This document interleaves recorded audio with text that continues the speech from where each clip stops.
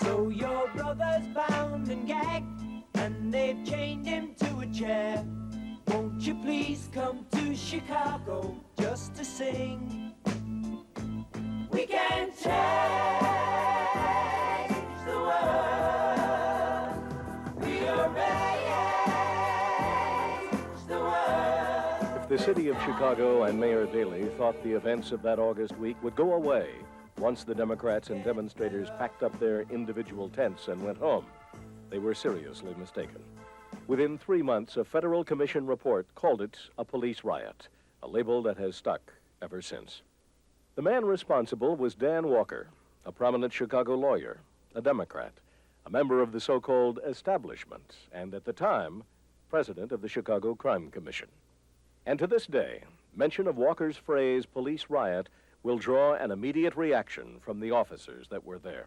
Mr. Walker had certain political axes, if you will, to grind against Mayor Daley, and I don't feel it was an objective report.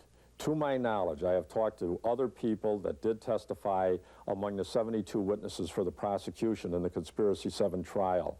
Not one of us were ever interviewed either by Dan Walker and or any of his staff. That is not objective reporting. Most of those arrests were made without anybody being hurt.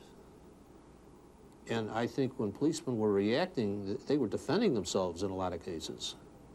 You know, they were victims of rocks and bottles and unspeakable attacks on them. So that I felt that our department did a very, very commendable job and with a lot of restraint. Dan Walker talking about police riots missed the whole point. Group came expressly to have a confrontation with the police to try to point up their case about the war in Vietnam. We didn't have any position regarding the war on Vietnam, but we just don't allow anybody to take over the streets of the city. And so by trying to do so, they provoked a battle, and they lost. And they lost also ultimately in the PR battle. But for many of those on the other side of the police lines, Walker's characterization still rings true. I think it was a police riot. I saw pictures, of course, of what happened that night. I came rather late. The next night, the police were taunting us. We, who had been involved in nonviolent direct action for a number of years, were better able to handle the police taunting us. A number of the kids who were 18 and 19 years old had not had that kind of training. And I think that's why they responded also the way they did. You just knew that something had gone terribly wrong, that somehow law and order had broken down, only because we were there standing in front of the Conrad Hilton and someone had decided we don't want you there anymore. But it all happened so quick. I think it was everybody's riot. It was, you know, the police rioted, the demonstrators rioted. Obviously, it's less forgivable for the police to riot. You know, the police aren't supposed to riot. In 1968, Tom Foran was the chief federal prosecutor for the Chicago area. His office had provided Walker and his staff with thousands of FBI files and photos. You know, the Walker Commission didn't do anything really except take the reports of my assistants who were on the street and put them into a book and then call that a police riot.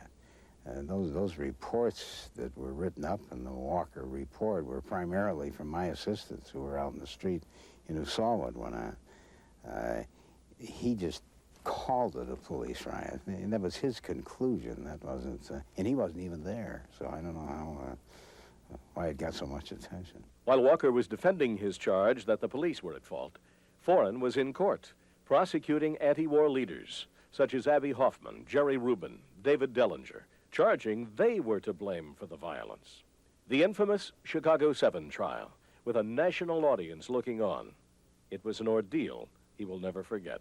The conspiracy trial was like going to the dentist every morning. When you were, you know, you'd come up the stairs and there were all these people in the hallways yelling executioner and swearing at you and using filthy language and lying down on the floor, so you had to climb over them. And, you know, it was a pain in the neck.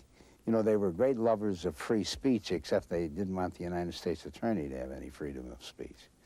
Whenever we try to say something, they'd scream and holler and throw things around the courtroom. But they wanted to be able to do what they wanted to do, but they didn't want anybody else to have any freedoms. 5 defendants were found guilty, and 6 months later, Foran returned to private practice. But Dan Walker, now something of a household name, had other ideas. He decided to run for governor. He didn't exactly run, he walked, wearing a red bandana and hiking boots. He strutted more than 1,000 miles of Illinois highways, portraying himself as a reformer. And to the surprise of nearly everyone, he won the Democratic primary, upsetting the Daley machine-backed candidates. And then he captured the governorship. 4 years later, Daley got his revenge. Walker was trounced in his own party's primary, the first time that had happened to an incumbent in 50 years. Friends say he never got over it. A decade later, he was indicted on bank fraud and perjury charges. Ironically, he turned to his one-time nemesis, Tom Foran, to defend him. Well, there's an irony in it, sure. I didn't bear any animosity toward Walker because of it. He always was, you know, when I knew him socially. And, In the end, the former governor pled guilty. And earlier this year, nearly 20 years after that Democratic National Convention which thrust him into national prominence, Dan Walker entered a federal prison in Minnesota to begin serving a 7-year sentence.